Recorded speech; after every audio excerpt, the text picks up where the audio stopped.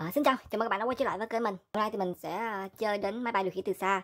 Con này là Work Racing, con này có tên là Tyro99. Rồi, cái bộ này 100 đô, còn cái bộ bên này là một cái kính FPV. Bộ kính này á, thì đây là kích cỡ size của nó này. Ở đây là màn hình 4.3 inch.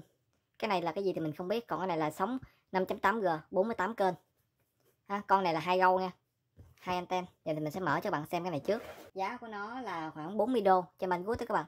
Event đại tiệc chào hè banggood 2019. Đây chính là sự kiện event lớn nhất trong mùa hè này của banggood.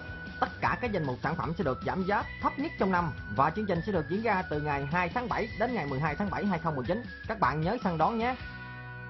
Ok, rồi cái kính này thì mình lụm cho banggood này các bạn. Con này giá kính là 39 đô.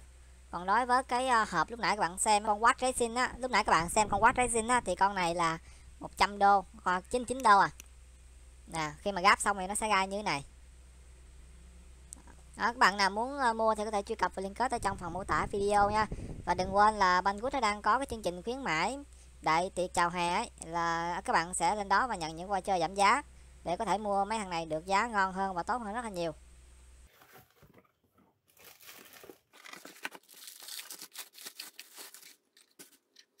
Kính này, dây đeo đầu,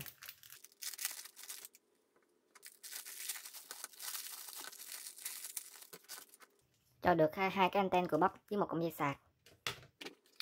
Trong này là sẽ hướng dẫn sử dụng. Kính này là có cục pin ở phía trong luôn hay sao các bạn. 5V 1000 mAh.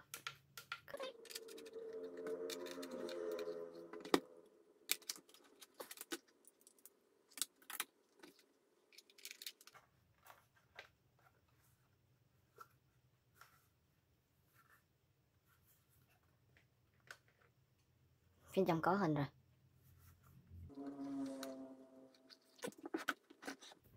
Giờ thì mình sẽ mở đến cái hộp của con Work Racing này nha. Nguyên siêu lên các bạn.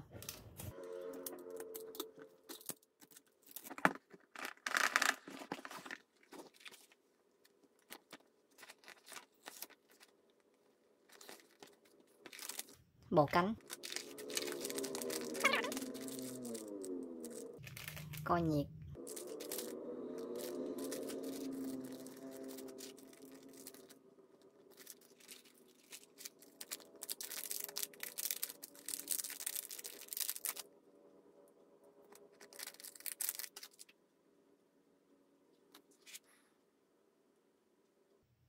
bộ này có sẵn cam luôn nha các bạn.